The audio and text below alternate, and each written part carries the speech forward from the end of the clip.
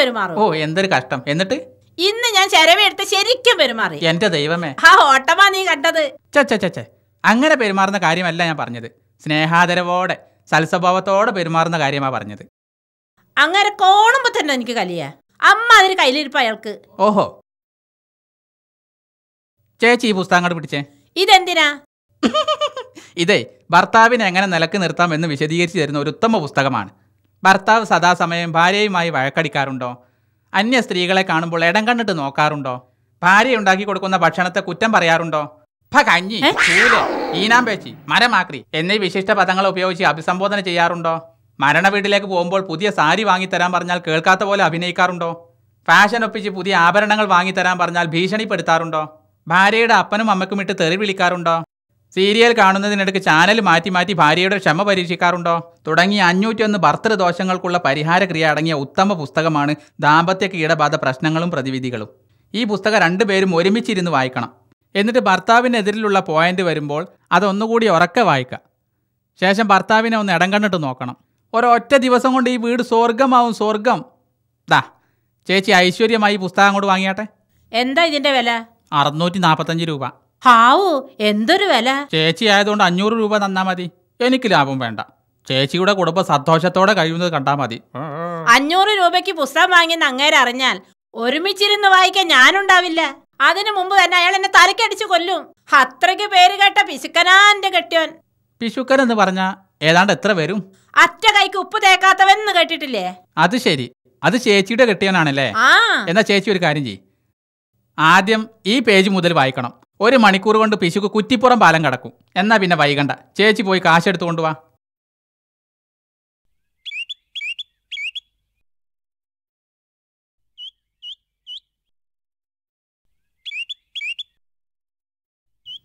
ഓ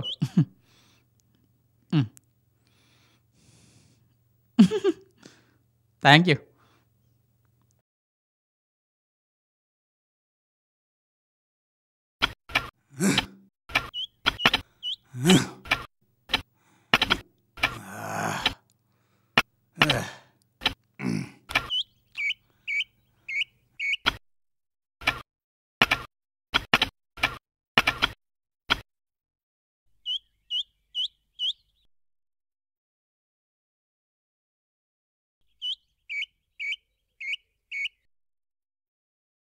എന്താ, എന്ത് വേണം? ചേട്ടാ, ഞാനൊരു പുസ്തക കച്ചവടക്കാരനാ. അതെന്തിനാടോ എന്നോട് പറയുന്നത്? എനിക്ക് കടല വറക്കുന്ന ജോലിയൊന്നുമില്ല. കടല വറക്കുന്ന ജോലിയോ? അതെ, അവർക്കല്ലേ പുസ്തകങ്ങളുടെ ആവശ്യം ഉണ്ടാവുള്ളൂ. എനിക്കെന്തിനാടോ പുസ്തകം? ചേട്ടാ, ഇതെന്ത് പുസ്തകമാണെന്നാണ് വിചാരിച്ചത്? വീട്ടിൽ കയറി ചെല്ലുമ്പോൾ സ്വസ്ഥത വേണോ? എങ്കിൽ ദാമ്പത്യ കീടബാധ പ്രശ്നങ്ങളും പ്രതിവിധികളും എന്ന ഒരു പുസ്തകം വാങ്ങി ഭാര്യയെ അടുത്തിരുത്തി വായിച്ചു കൊടുക്ക്.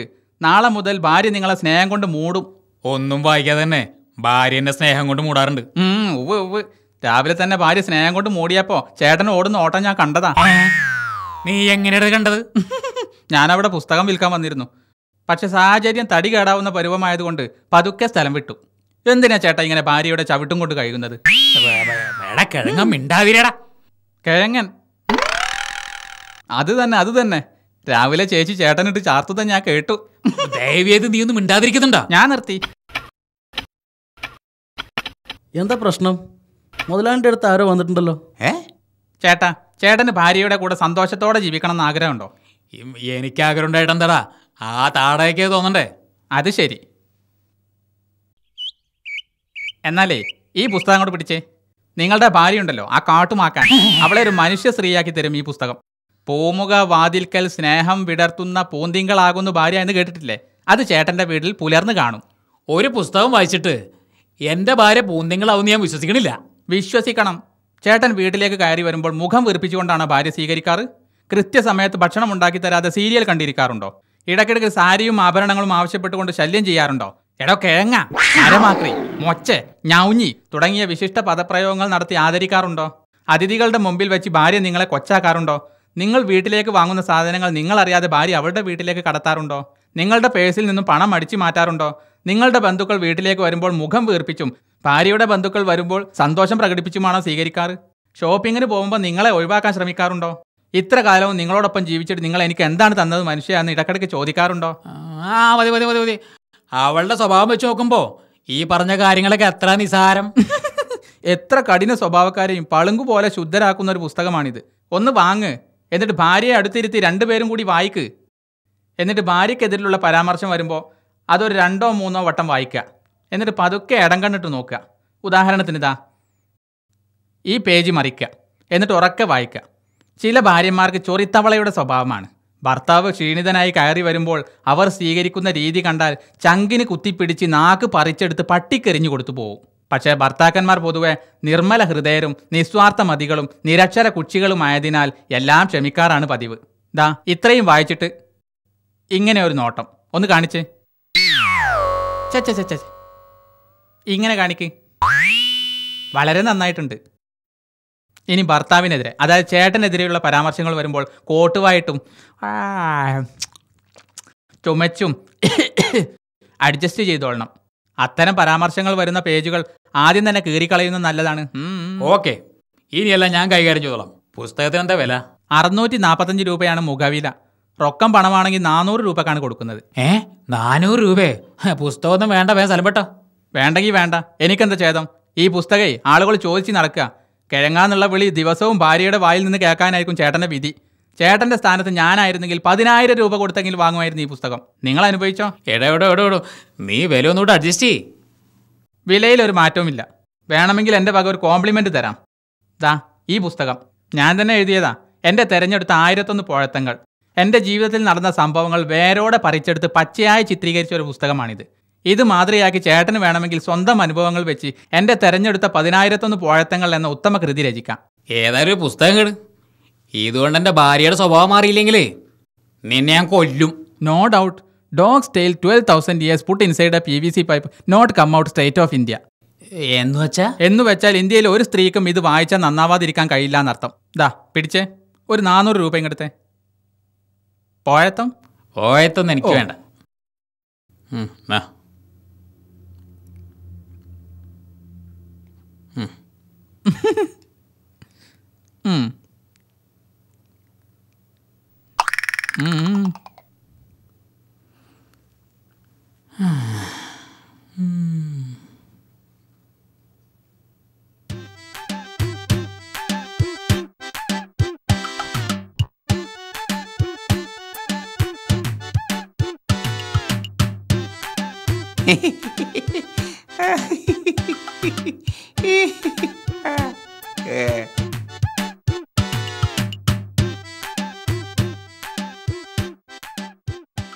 എന്താ മുതലാളിയുടെ പ്രശ്നം? ഏതാണ് അയാൾ?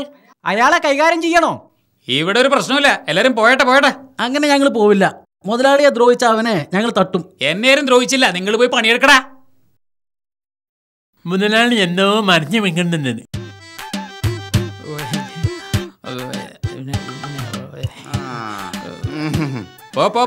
പോ.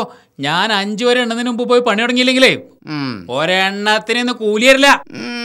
1 2 3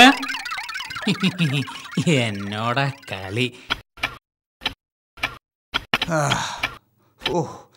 കുറച്ചേരാ തണലത്ത് നിൽക്കാനാച്ചാ അതിനും കാലം അവിടെ സമ്മതിക്കില്ല.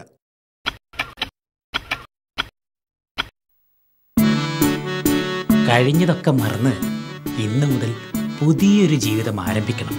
അല്ലെങ്കിൽ ഞാൻ എന്തിനാ വെറുതെ അവളുടെ കയ്യിൽ നിന്ന് എന്നും ഇങ്ങനെ ചോദിച്ചു വാങ്ങുന്നത്? അവൾക്കും വേണ്ടേ ഒരു വിശ്രമമൊക്കെ? എടേ, നീ ഒന്നിങ്ങോട്ട് വാ. എന്താ? ഇന്നിന് വീട്ടുപണികളൊന്നും വേണ്ട, നീ ഇങ്ങോട്ട് വാ. അത് തന്നെയാണ് ഞാനും പറയാനിരിക്കുന്നത്. നിന്റെ പ്ലാൻ എന്താ? അതൊക്കെയുണ്ട്. ആദ്യം നിങ്ങളെ പ്ലാൻ എന്താണ്? എല്ലാം ഞാൻ പറയാം, നീ ഇങ്ങോട്ട് വാ. നിന്നെ കാണാനാ ഞാൻ നേരത്തെ മടങ്ങിയത്. നീ വന്നൊന്ന് ഇവിടെ ഇരിക്കി. നമുക്കേ ഈ പുസ്തകം ഒന്ന് വായിക്കാം. അതിനു മുൻപ് ഈ പുസ്തകം ഒന്ന് വായിക്കാം.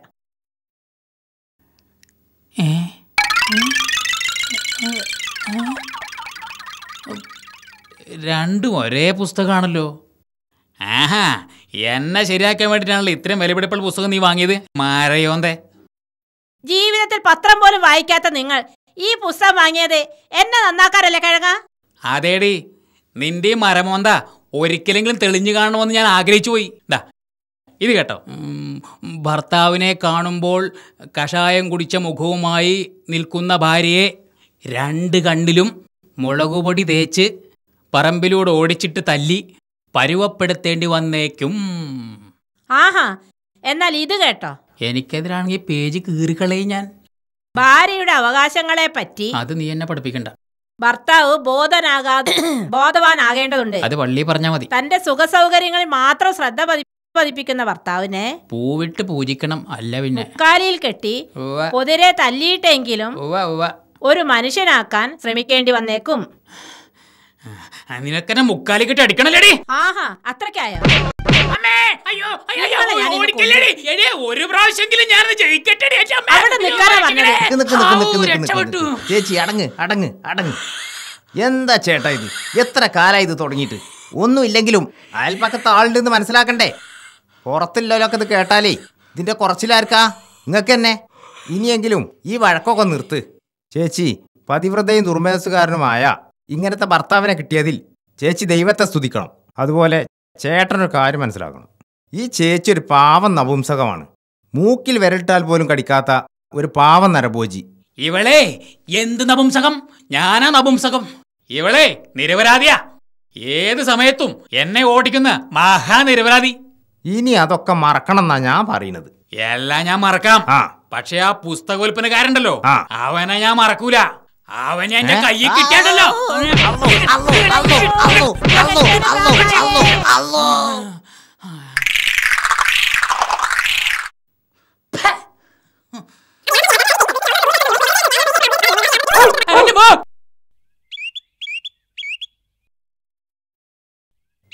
ജമീലത്ത, അകത്തേക്ക് കയറി വരി, ഞാൻ ചായ ഉണ്ടാക്കാം. ചായ ഇപ്പം അങ്ങോട്ട് കുടിച്ചിട്ടേ ഉള്ളൂ. ഞാൻ നിന്നോടൊരു ഉപകാരം ചോദിക്കാൻ വന്നത്. എന്താ ജമീലത്ത? എനിക്ക് ഒരു 5000 രൂപ വായ്പ വേണം. 2 ആഴ്ച കഴിഞ്ഞിട്ട് തരാം. അതിപ്പോ അത്രയ്ക്ക് വലിയൊരു സംഖ്യ എൻ്റെ അടുത്തില്ലല്ലോ. എത്രയാ ഉള്ളത്? 1000-ന് താഴെ കാണും. അത് ഞാൻ വിശ്വസിക്കില്ല. കാരണം നീ ഇന്നലെ ബാങ്കിലേക്കാ പോയെന്ന് എനിക്കറിയാം. തിരിച്ചു കിട്ടില്ല എന്ന് കരുതിയിട്ടാവും. അങ്ങനെയൊന്നുമില്ല. നമ്മൾ ആദ്യമായിട്ടൊന്നുമല്ലല്ലോ അങ്ങോട്ടും ഇങ്ങോട്ടും തരണതും വാങ്ങണതും. എന്നാ പിന്നെ ബാങ്കിൽ നിർത്ത കാശ് എനിക്കിതാ, ഒരു അത്യാവശ്യത്തിന്. അത് പിന്നെ ഞാൻ മതി. അത് കേൾക്കാനാ ഇത്രയും നേരം ഞാൻ ചോദിച്ചത്. എനിക്ക് കാശിനാവശ്യമായിട്ടല്ല. ഇനി ഞാനൊരു കാര്യം പറയട്ടെ. എന്താന്ന് ഞാൻ വളച്ചുകെട്ടി പറഞ്ഞു. നീയാണെങ്കിൽ മനസ്സിലാകാത്ത പോലെ ഭാവിച്ചു. കുറെ സമയം കളഞ്ഞുകൊണ്ടൊന്നും ഒരു കാര്യമില്ല. മാത്രമല്ല, ഞാൻ എന്താ പറയാൻ പോകുന്നതെന്നും എൻ്റെ വരവ് കണ്ടപ്പോൾ തന്നെ നിനക്ക് മനസ്സിലായിട്ടുണ്ടാവും. ശരിയല്ലേ ഞാൻ പറഞ്ഞത്? എന്നാ പറയ്, എന്താ നിന്റെ ഉദ്ദേശം? നിന്റെ അവസ്ഥ എന്താന്ന് നിനക്ക് വല്ല ബോധമുണ്ടോ? നിങ്ങളൊക്കെ എന്നെ വല്ലാതെ തെറ്റിദ്ധരിച്ചിട്ടുണ്ട്. തെറ്റിദ്ധരിക്കേണ്ട സാഹചര്യം നീ ഉണ്ടാക്കുന്നു പറയും. ആ കോൺട്രാക്ടർ എന്തിനാ ഇവിടെ വരുന്നത്? അയാൾ നിന്റെ ആരാ? അയാളെപ്പറ്റി നിനക്ക് എന്തറിയാം? അയാൾക്ക് നീ കൊടുക്കുന്ന കാശ് എവിടുന്നാ കിട്ടുന്നതെന്ന് നിനക്കറിയോ? അതിലെ 1 രൂപയിലും അബ്ബാസുഖന്റെ വേർപ്പിന്റെ മണമില്ലേ നിസ? ജമീലത്ത, ഞാനത് വെറുതെ കൊടുക്കുന്നതല്ല, കടമായിട്ട് കൊടുക്കുന്നതാ. കടം കൊടുക്കാൻ അയാൾ നിന്റെ ആരാണെന്ന് കൂടി എനിക്ക് പറഞ്ഞ് മനസ്സിലാക്കിത്താ. അയാൾക്ക് കാശിന് അത്യാവശ്യം ഉണ്ടെങ്കിൽ ഈ നാട്ടിൽ എത്ര ആണുങ്ങളുണ്ട്, അവരോട് ചോദിച്ചൂടെ? നിന്റെ അടുത്ത് വന്ന് ചോദിക്കാൻ മാത്രം നിങ്ങൾ തമ്മിലുള്ള ബന്ധം എന്താ? ഞാൻ ഇനി എന്താ ചെയ്യേണ്ടത്? നീ അയാൾക്ക് കൊടുത്ത കാശ് മുഴുവൻ തിരിച്ചു വാങ്ങണം. മേലിൽ ഈ വഴിക്ക് വരരുതെന്ന് നീ തുറന്നു പറയണം. മോളെ, നിന്നോടുള്ള സ്നേഹം കൊണ്ട് പറയുക, നീ പഴയ അനീസിയാവണം. നീ വല്ലാതെ മാറിപ്പോയിട്ടുണ്ട്. തൊട്ടടുത്തുള്ള എൻ്റെ വീട്ടിലേക്ക് നീ ഒന്ന് വന്നിട്ട് ആഴ്ചകളായി.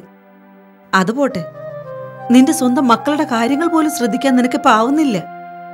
ഒക്കെ പോട്ടെ, നിനക്കും മക്കൾക്കും വേണ്ടി ഒരു മനുഷ്യൻ മരുഭൂമി കിടന്നുരുകുന്നത് നിനക്ക് എങ്ങനെ മറക്കാൻ കഴിയും? ആ മനുഷ്യൻ ഇത്രയും കാലം ഇതൊന്നും അറിയാത്തത് പടച്ചോനൊരു മറയിട്ടത് കൊണ്ടാ. നിന്റെ മനസ്സിൽ ധാരാളം നന്മകൾ അവശേഷിക്കുന്നു എന്ന കാരണം കൊണ്ട്. ആ നന്മകൾ എന്നാണോ നിന്നിൽ നിന്നില്ലാതാവണത്, അന്ന് പടച്ചോൻ ആ മറയും നീക്കിക്കളയും. അത് നീ സൂക്ഷിക്കണം.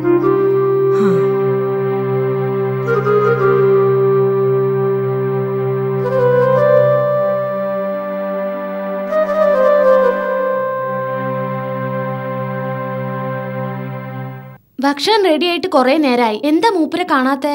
ഒരു 10 മിനിറ്റും കൂടി വെയിറ്റ് ചെയ്ത് നോക്കാം. അയാൾ വല്ല സായിപ്പിന്റെ വീട്ടിലും തോട്ടം നനക്കുന്നുണ്ടാവും. ഞാനൊന്ന് വിളിച്ചു നോക്കട്ടെ.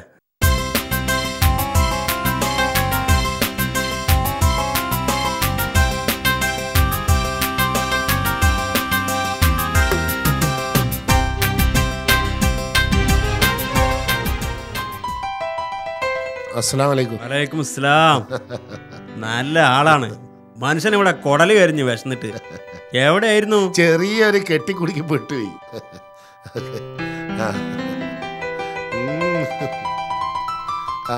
ഷായി ഭക്ഷണം എടുത്തൊക്കെ. അബ്ബാസ്ക വന്നു. പരിചയപ്പെടുത്താൻ മറന്നു. ഇത് അബ്ബാസ്ക. പല നിലക്കും എനിക്ക് വേണ്ടപ്പെട്ട ആളാ. അടുത്ത ആഴ്ച ഇയാൾ ഫിനിഷ് ചെയ്ത് നാട്ടിലേക്ക് പോവുകയാണ്. ഒന്ന് സൽക്കരിച്ച് വിട്ടില്ലെങ്കിൽ വളരെ മോശാണേ. അബ്ബാസ്ക, ഇത് എന്റെ കൂടെ ജോലി ചെയ്യുന്നവരാ. ഇത് റോയ്, ഇത് ശശി, ഇത് അഫ്സൽ, കോഴിക്കോട്ടുകാരനാ. വിശദമായിട്ട് നമുക്ക് പിന്നെ പരിചയപ്പെടാം. ഇനി എല്ലാവരും എണീക്ക്. ബാക്കി കാര്യങ്ങളൊക്കെ നമുക്ക് ഭക്ഷണം കഴിച്ചിട്ട് സംസാരിക്കാം.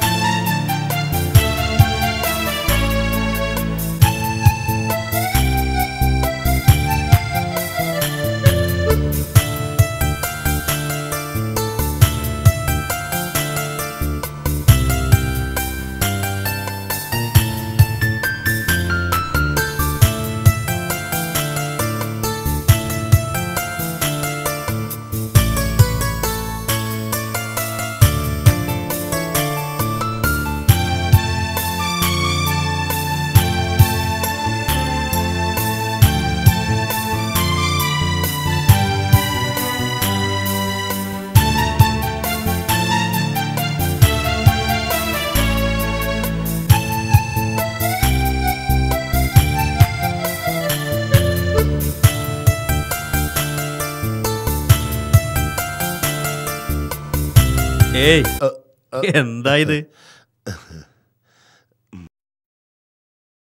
ഷായ്, അബ്ബാസ്ക്ക് അടുത്ത ആഴ്ച നാട്ടിൽ പോവാണ്. വൈഫിനോട് പ്രത്യേക അന്വേഷണം പറയണേ. പിന്നെ പറയാതെ, ഇവരുടെ അന്വേഷണം അല്ലാതെ പിന്നെ നമ്മൾ ആരുടെ അന്വേഷണം പറയണ്ടേ? അതെ.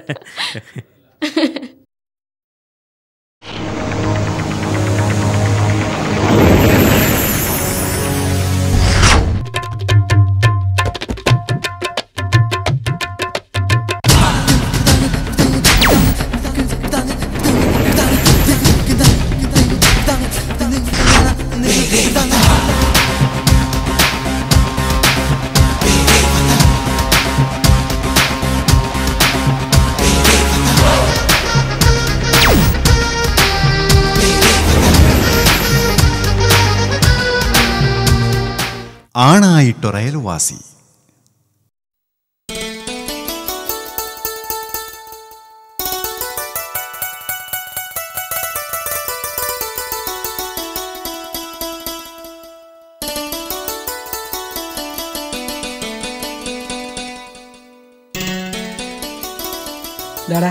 ആ റൂമിൽ ലൈറ്റ് പോയി ഓഫ് ആക്കി.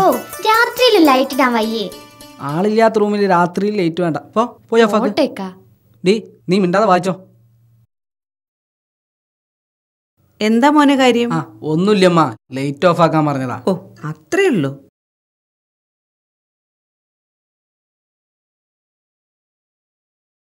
എടി കുറെ നേരമല്ലേ ഇതും തുറന്നു വെച്ചോണ്ടിരിക്കുന്നു.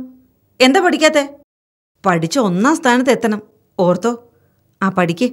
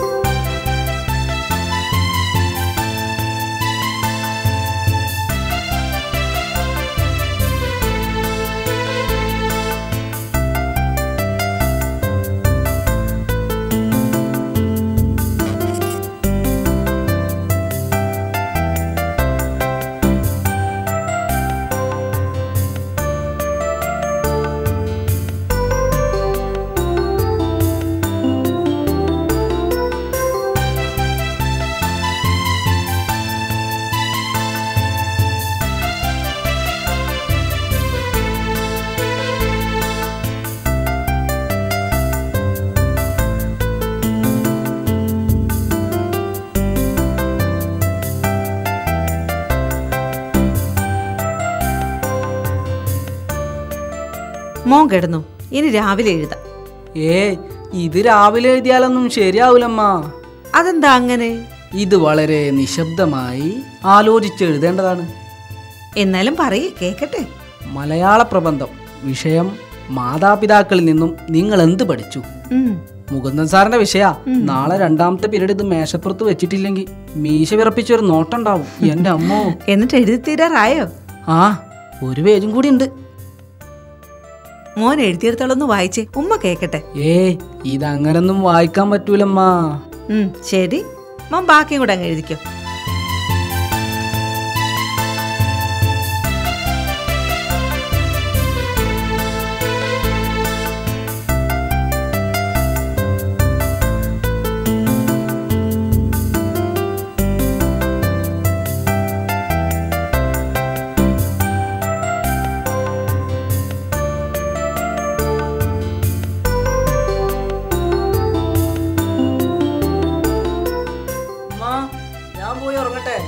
ശരി.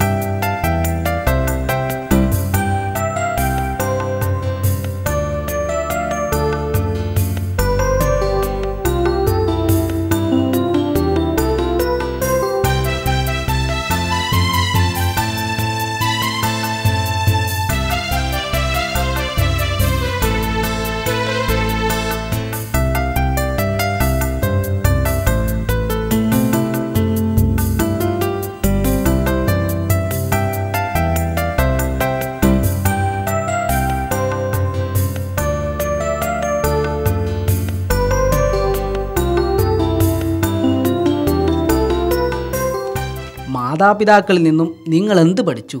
ഓർമ്മ വെച്ച കാലം മുതൽ എൻ്റെ ഉപ്പ ഗൾഫിലാണ്. 2 വർഷത്തിൽ 2 മാസമാണ് ഉപ്പ എൻ്റെ കൂടെ ഉണ്ടാവുക. അതുകൊണ്ട് തന്നെ ഉപ്പയിൽ നിന്നും ഞാൻ ഒന്നും പഠിച്ചിട്ടില്ല. ഉമ്മയിൽ നിന്നാണ് ഞാൻ പല നല്ല ഗുണങ്ങളും പഠിക്കുന്നത്.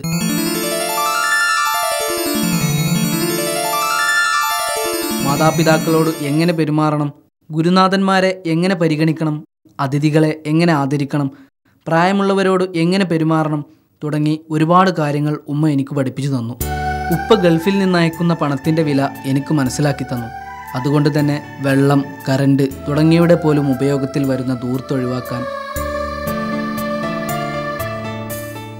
ഉമ്മയുടെ പരിശീലനം ഏറെ സഹായിച്ചു. മറ്റുള്ളവരെ അനുകരിച്ച് ജീവിതം വികൃതമാക്കുന്നതിന് പകരം സ്വന്തമായൊരു ജീവിതശൈലി വളർത്തിയെടുക്കാൻ പരിശീലിപ്പിച്ചത് ഉമ്മയായിരുന്നു. ഉമ്മ ഞങ്ങൾക്ക് എല്ലാമാണ്. ഉപ്പ നാട്ടിലില്ലാത്ത കുറവ് പോലും ഉമ്മ ഞങ്ങളെ അറിയിക്കാറില്ല.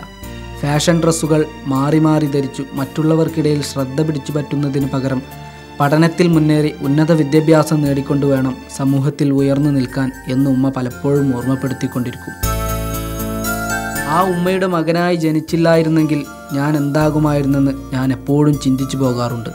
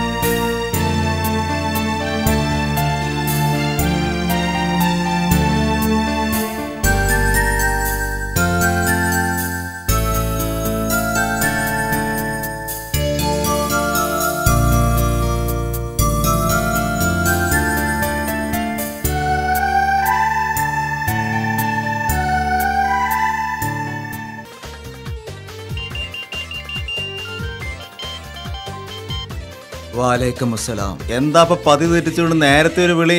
എന്തെങ്കിലും പ്രശ്നങ്ങളുണ്ടോ? ഒരു പ്രശ്നമില്ല, എല്ലാം നിലക്ക് റാഹത്താണ്. അല്ല, ഈ ആഴ്ചയിൽ തന്നെ 2 വിളി വിളിച്ചപ്പോ ഞാൻ വിചാരിച്ചു എന്തോ വിഷമമുണ്ടായിട്ടുണ്ടെന്ന്. ഈ ലോകത്ത് എനിക്ക് മാത്രം ഇപ്പം വിഷമില്ലാന്ന് തോന്നണത്. അതെന്താ അങ്ങനെ? നമ്മുടെ മോനെഴുതിയ മലയാള പ്രബന്ധം കണ്ട് മനസ്സ് നിറഞ്ഞു പോയേക്ക. മലയാള പ്രബന്ധോ? എന്താ നീ പറയണത്? സ്കൂളിലെ മലയാള മാഷ് കുട്ടികൾക്ക് കൊടുത്ത പ്രബന്ധത്തെ പറ്റിയാണ് ഞാൻ പറയണത്. വിഷയം എന്താണെന്ന് കേക്ക് അറിയോ? മാതാപിതാക്കളിൽ നിന്നും നിങ്ങൾ എന്ത് പഠിച്ചു എന്ന്. അവൻ എഴുതിയത് കണ്ട് സന്തോഷം കൊണ്ട് എൻ്റെ കണ്ണ് നിറഞ്ഞു പോയിക്ക. അതാ ഇപ്പൊ തന്നെ ഞാൻ നിങ്ങളെ വിളിച്ചത്. ആഹാ, നീ സസ്പെൻസ് ഇടാതെ അവൻ എന്താ എഴുതിയെന്ന് വായിക്ക്, ഞാനും കൂടി ഒന്ന് കേക്കട്ടെ.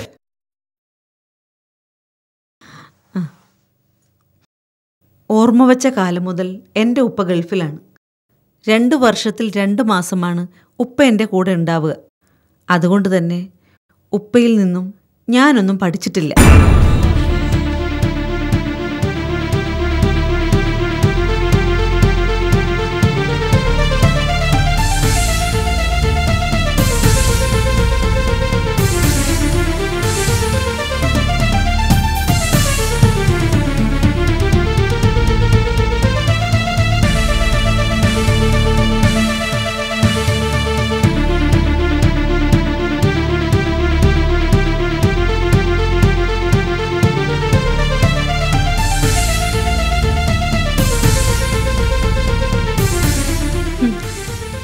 എങ്ങനെയുണ്ട്? നന്നായിട്ടുണ്ട്, വളരെ നന്നായിട്ടുണ്ട്. മോനോട് എൻ്റെ അഭിനന്ദനം അറിയിക്കണം. തീർച്ചയായും. അതിലെ ആദ്യത്തെ വാചകം എനിക്ക് വളരെ ഇഷ്ടപ്പെട്ടുവെന്ന് നീ അവനോട് പ്രത്യേകം പറയണം. പറയാം. ഓർമ്മ വെച്ച കാലം മുതൽ എൻ്റെ ഉപ്പ ഗൾഫിലാണ്. 2 വർഷത്തിൽ 2 മാസമാണ് ഉപ്പ എൻ്റെ കൂടെ ഉണ്ടാവുക. അതുകൊണ്ട് തന്നെ ഉപ്പയിൽ നിന്നും ഞാനൊന്നും പഠിച്ചിട്ടില്ല.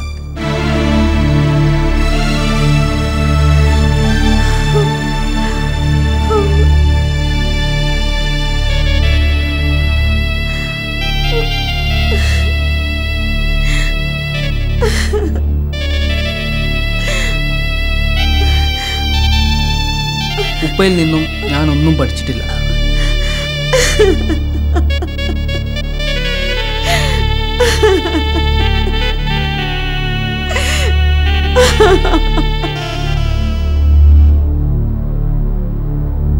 ഓർമ്മ വെച്ച കാലം മുതൽ എൻ്റെ ഉപ്പ ഗൾഫിലാണ്.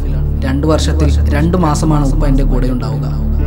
അതുകൊണ്ട് തന്നെ ഉപ്പയിൽ നിന്നും ഞാനൊന്നും പഠിച്ചിട്ടില്ല. ഉപ്പയിൽ നിന്നും ഞാനൊന്നും പഠിച്ചിട്ടില്ല. ഉപ്പയിൽ നിന്നും ഞാനൊന്നും പഠിച്ചിട്ടില്ല.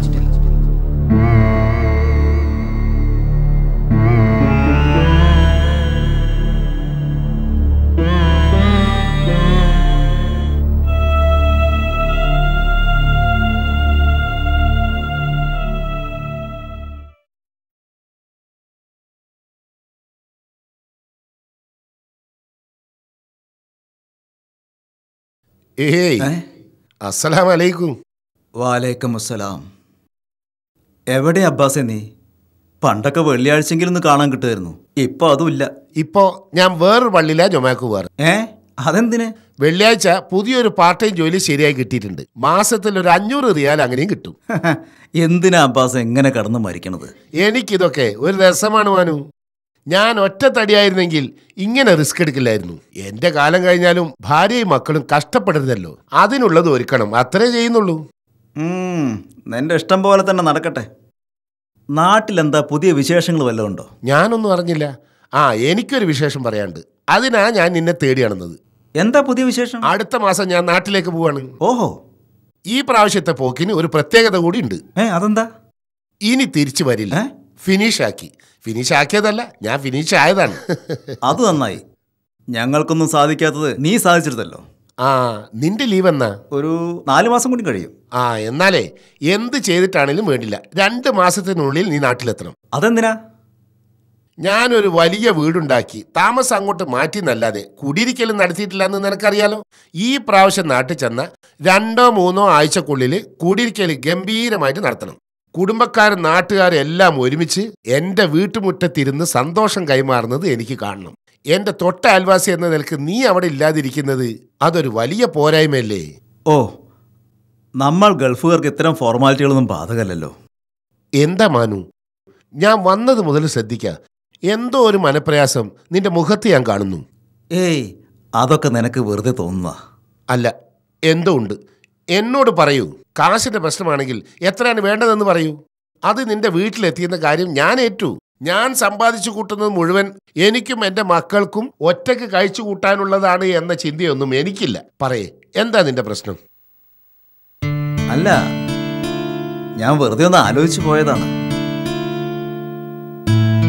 ജീവിതത്തിന്റെ പകുതിയിലധികവും ഈ ഗൾഫിൽ കഴിച്ചുകൂട്ടി എനിക്ക് കുടുംബത്തിന് വേണ്ടി എന്ത് ചെയ്തു കൊടുക്കാൻ കഴിഞ്ഞു എന്നാണ്. ഞാൻ കരുതിയിരുന്നത് മക്കളൊക്കെ എന്നും മക്കളാണെന്നാണ്. പക്ഷെ അവരൊക്കെ ചിന്തയിലും കാഴ്ചപ്പാടിലും നമ്മളെക്കാൾ വളരെ ഉയർന്നുപോയി. മാനു, നിനക്ക് എന്താ പറ്റിയത്? പറയേ, വീട്ടിലെന്തെങ്കിലും? വീട്ടിൽ നല്ല വർത്തമാനങ്ങളേ ഉള്ളൂ. വെറുതെ ഒന്ന് ഓവറായി ചിന്തിച്ചു പോയി, അത്രേ ഉള്ളൂ. ഒരു ഉപ്പ എന്ന നിലയ്ക്ക് എൻ്റെ മക്കളോട് എന്തെല്ലാം ബാധ്യതകളാണ് ഉണ്ടായിരുന്നെന്ന് എന്താ ഇത്ര കാലവും ഞാൻ ചിന്തിക്കാതിരുന്നത്? അറിയില്ല. ഞാൻ കരുതി മക്കളുടെ കാര്യങ്ങളെല്ലാം ഉമ്മയെ ഏൽപ്പിച്ചാൽ തീർന്നെന്ന്, ബാക്കിയെല്ലാം പണം അയച്ചു കൊടുക്കുന്നതോടുകൂടി പൂർത്തിയായെന്ന്. അങ്ങനെ ഞാൻ എൻ്റെ ബാധ്യത ഭംഗിയായി നിറവേറ്റുന്നു എന്ന സമാധാനത്തിലായിരുന്നു ഇന്നലെ വരെ. തിരുത്താനോ തിരിഞ്ഞു നടക്കാനോ കഴിയാത്ത 28 വർഷങ്ങൾക്ക് ശേഷം എൻ്റെ മകൻ്റെ ഭാവനയിലുള്ള ഒരു പിതാവിനെ തേടുകയാണ് ഞാനിന്ന്.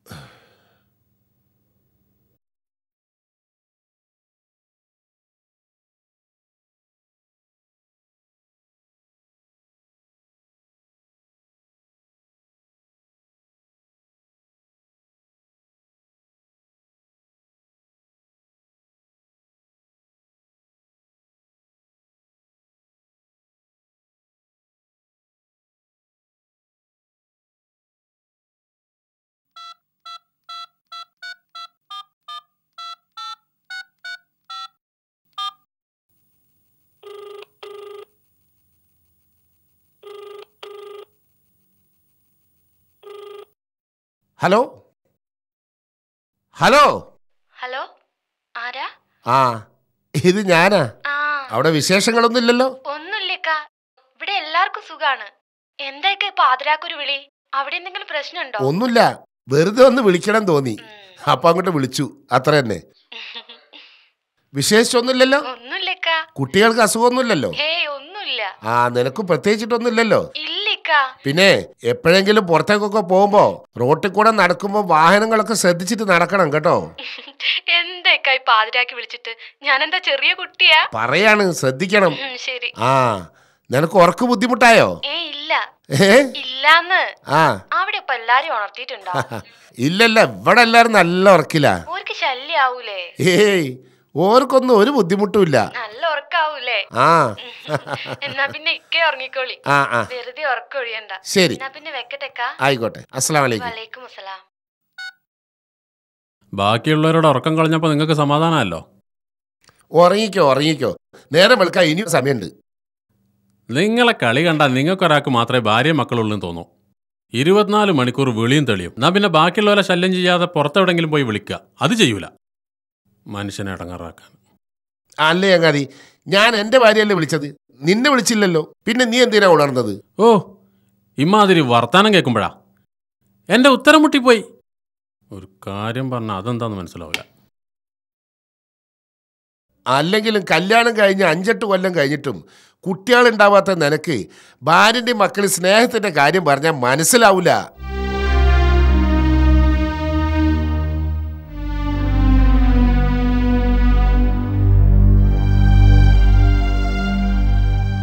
ചേലക്കാതെ പോടാ. നീയൊക്കെ എന്റെ മുമ്പിൽ ആളാണെങ്കിൽ 101 പ്രാവശ്യം കൂടി ജനിക്കണം. അത് വിടളിയാ. ഞാൻ 1000 വെച്ച്. ഞാൻ 5000 വെച്ചു. 5000 വെച്ച് കളിക്കാൻ ഇക്കൂട്ടത്തിൽ ആണുങ്ങളുണ്ടെങ്കിൽ വെക്ക്. എന്തേ ആരുമില്ലേ? എന്നാലേ ഈ കോൺട്രാക്ടറോട് വാചകം അടിക്കുമ്പോ ഒന്നോർത്തോ, കാശ് വെച്ച് കളിക്കാൻ കെൽപ്പുള്ള പുലിക്കുട്ടികളെ ഞാൻ കാണിച്ചു തരാം നിങ്ങൾക്ക്. രാത്രി എന്റെ കൂടെ ക്ലബിലേക്ക് വാ. ഇപ്പൊ നമ്മൾ കളിക്കുന്ന ഈ കളി ഇത് വെറും കളി. വെള്ളം വാങ്ങാൻ പോയ ആ പിശാച് മടങ്ങി വരുന്നത് വരെയുള്ള വെറും ഒരു ടൈം പാസ്. അളിയ ഒരു സംശയം ചോദിച്ചോട്ടെ, അളിയനെവിടുന്ന ഇത്രയും കാശ്? നാട്ടിൽ തെങ്ങും റബ്ബറൊക്കെ കാണേ. കോൺട്രാക്ടർമാർക്ക് എന്തിനാടാ റബ്ബറും തെങ്ങും? ഒരു വീടിന്റെ പണി തീർത്താ എത്രയാ കയ്യിൽ വരുന്നതെന്നറിയോ? എടാ കഞ്ഞികളെ, ഞാൻ ഇവിടെ ഒരു ബാങ്കിൽ പുതിയൊരു അക്കൗണ്ട് തുടങ്ങിയിട്ടുണ്ട്. അവിടെ നിന്ന് എനിക്ക് ആവശ്യമുള്ളത്ര കാശ് എടുക്കാം, തിരിച്ചടക്കുകയും വേണ്ട. ഏതളിയാ ബാങ്ക്? എനിക്ക് അവിടെ അക്കൗണ്ട് തുടങ്ങാനാ. പിന്നെ തൽക്കാലം ഒരു അക്കൗണ്ട് മതി. പിന്നെ നിങ്ങൾക്കൊക്കെ ഞാൻ നിത്യവും ഈ പാർട്ടി നടത്തുന്നതേ എന്റെ കൂടെ നിൽക്കാൻ. എനിക്കെന്തെങ്കിലും ഒരു പ്രശ്നം ഉണ്ടായാൽ എന്റെ കൂടെ നിൽക്കാൻ. മനസ്സിലായോ? അളിയൻ ഈ നാട്ടിൽ എന്ത് പ്രശ്നം? ഞങ്ങളൊക്കെ അളിയന്റെ കൂടെ ഉണ്ടാവുന്നേ.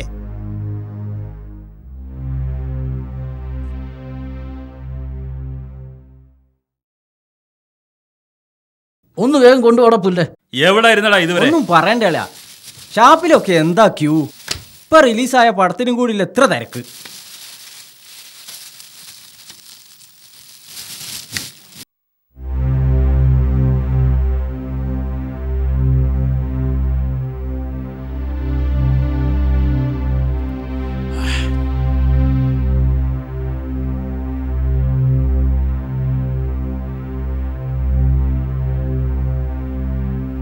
ഇന്നെന്താ എല്ലാവർക്കും ഒരു മൗനം? അബ്ബാസിക്ക വേറെ സ്ഥലത്തേക്ക് താമസം മാറി. അതെന്താ പറയാതെ മാറിയത്? മൂപ്പര് നമുക്കൊക്കെ ഒരു ശല്യാണത്രേ. മൂപ്പർക്ക് എന്താ ഇപ്പൊ അങ്ങനെ തോന്നാൻ കാരണം? അതിന് കാരണം നീയാണെന്നാണ് ഇവിടുത്തെ പൊതു അഭിപ്രായം.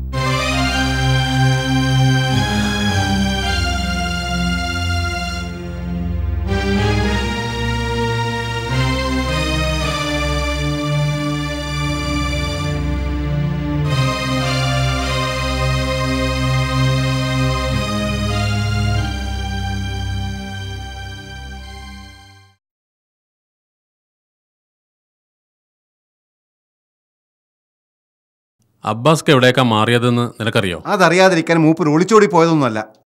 ഞാൻ കാരണമാണ് അബ്ബാസ്ക്ക് പോയതെന്ന് എല്ലാവർക്കും തോന്നാൻ എന്താ കാരണം? അതൊക്കെ അവരോട് തന്നെ ചോദിക്കണം. നിനക്കും ആ അഭിപ്രായം ഉണ്ടോ എന്നാണ് ഞാൻ ചോദിച്ചത്. കുറച്ചൊക്കെ ഉണ്ട്. എങ്കിൽ അതിന്റെ കാരണമൊന്ന് പറഞ്ഞു തരൂ, ഞാനൊന്ന് തിരുത്താൻ ശ്രമിക്കാം. അബ്ബാസ്ക്ക് ഈ ലോകത്ത് ഏറ്റവും വലിയ കാര്യം അയാളുടെ മക്കളും ഭാര്യയുമാണ്. അതവിടെ നിൽക്കട്ടെ.